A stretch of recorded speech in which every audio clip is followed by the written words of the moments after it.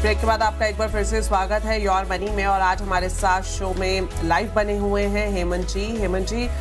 जिस तरह से हम लगातार कॉलर से बातचीत करते हैं, उनके निवेश से जुड़े सवालों पर जवाब हम लाइव लेते हैं। कुछ एसएमएस के जरिए भी क्वेरीज हम तक पहुंची है, अब वो ले लेते हैं। हमें एसएमएस भेजा है शाकिब जी ने गुवाहाटी से। 23 साल इनकी उम्र है। 5 लाख का निवेश अगले 6 महीने में करना चाहते हैं और ये 4 फंड्स में 10,000 की सिप करना चाहते हैं और निवेश अवधि 25 साल की इन्होंने रखी है। और ये भी प्लान कर रहे हैं कि 25 साल के बाद ये एसडब्ल्यूपी की प्लानिंग भी करें। पोर्टफोलियो की डिटेल्स आपके पास पहुंच गई है सर। इनके अगर सवाल लें तो ये खास तौर पर आपसे जानना चाह रहे हैं, जो फाइनेंशियल इंडिपेंडेंस के लिए इन्होंने गोल सेट किया है, क्या उसके लिए पोर्टफोलियो सही है और 6 महीने में एक मुश्त निवेश करना बेहतर रहेगा या फिर मंथली पैसा डालना? और साथ ही साथ 25 साल के लिए भी ये फंड सिलेक्शन पर आपकी राय जानना चाह रहे हैं।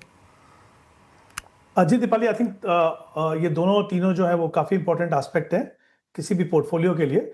तो सबसे पहले तो अगर आप देखें कि जो इनकी स्ट्रैटेजी है कि वो एसआईपी से भी इन्वेस्ट कर रहे हैं और थोड़ा लमसम भी इस फेज मैनर में इन्वेस्ट कर रहे हैं, मुझे लगता है ये एक अच्छी स्ट्रैटेजी है। हालांकि इनके पास समय काफ़ी लंबा है और अगर जो पैसा आप लमसम में इन्वेस्ट करते हो वो प्रोपोर्शनेटली एज कम्पेयर टू जो आप एसआईपी से एक साल में इन्वेस्ट कर रहे हो उसके मुकाबले में अगर बहुत ज़्यादा बड़ा नहीं है तो डेफिनेटली आप एक साथ भी इन्वेस्ट कर सकते हो। बट आई थिंक अगले 3 से 6 महीने में एक फेज मैनर में इन्वेस्ट करना भी एक अच्छी स्ट्रैटेजी है।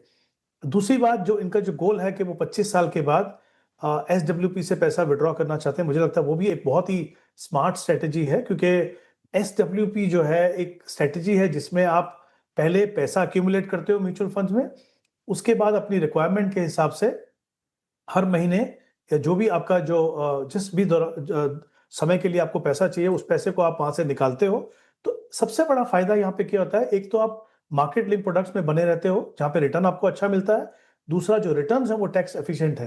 तो I think in terms of strategy, combination of lump sum, SIP और जो उनका गोल है और जिस तरीके से वो इनकम जनरेट करना चाहते हैं एसडब्ल्यूपी से, वो दोनों के दोनों बहुत ही सही है। तो आई थिंक स्ट्रैटेजी बिल्कुल शाकिब की बिल्कुल सही है। अब मैं आता हूं उनके पोर्टफोलियो के ऊपर। तो देखिए, मैं हमेशा कहता हूं कि अगर आप इक्विटी फंड से अपना पोर्टफोलियो बना रहे हो और आप बहुत ज़्यादा एग्रेसिव या बहुत ज़्यादा एक्टिव इन्वेस्टर नहीं हो तो अपना एक ब्रॉड बेस्ड पोर्टफोलियो बनाइए और इन्होंने वही किया है। इनके पास एक फ्लेक्सी कैप फंड है, एक large and mid cap fund है, एक स्मॉल कैप फंड है, एक मिड कैप फंड है। तो कैटेगरीज उन्होंने बिल्कुल अच्छी चुनी है। साथ ही जो फंड उन्होंने चुने हैं वो काफ़ी कंसिस्टेंटली वो अच्छे से परफॉर्म कर रहे हैं। तो मैं कहूँगा कि जहाँ तक इनके पोर्टफोलियो का सवाल है उसमें कुछ भी बदलाव करने की ज़रूरत नहीं है। हाँ, सिर्फ एक चीज़ मैं ज़रूर कहूँगा कि अगर जब इनका जो 5 लाख का जो इन्वेस्ट करने का जो अभी गोल है ओवर द नेक्स्ट 6 मंथ्स, वो जब कंप्लीट हो जाए, क्योंकि वो एसआईपी से भी इन्वेस्ट करेंगे, तो कोशिश कीजिए कि हर साल अपनी एसआईपी को आप स्टेप अप करें।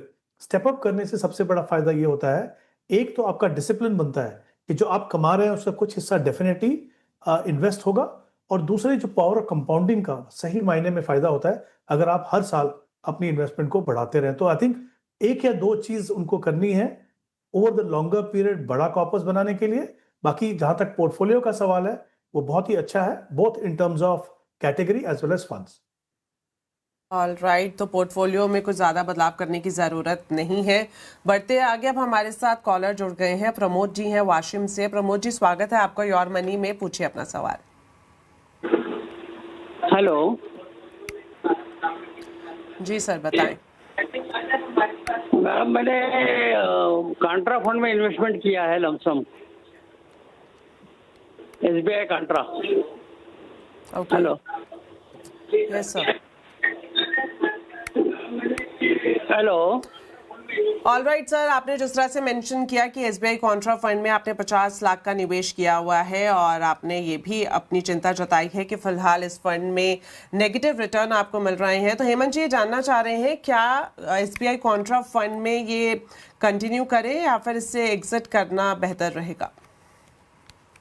देखिए दीपाली, लॉन्ग टर्म पोर्टफोलियो में अगर आप देखें तो कॉन्ट्रेरियन फंड होना इंपॉर्टेंट होता है, लेकिन क्योंकि हमारे पास इनकी पूरी डिटेल्स नहीं है तो अगर, और जैसा उन्होंने कहा कि 50 लाख इन्वेस्ट कर रहे हैं, तो अगर मैं उसी को देख के चलूँ तो I think in terms of performance और in terms of suitability depending on his age, मुझे लगता नहीं वो उनके लिए सही पोर्टफोलियो है, फंड होगा। एसबीआई का ही एक और फंड है, एसबीआई फोकस, मुझे लगता है वो इनके लिए एक बेटर ऑप्शन होगा।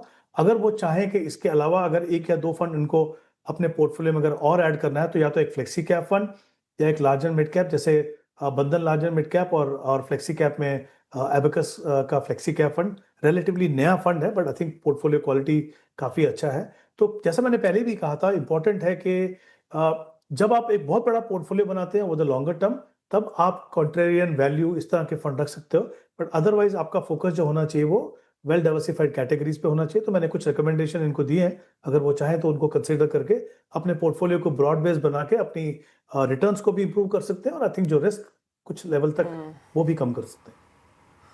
ऑल राइट सर, अब वक्त कम ही बचा है, लेकिन आपसे शो खत्म करें उससे पहले आप बता दें अपने टॉप 4 फंड्स।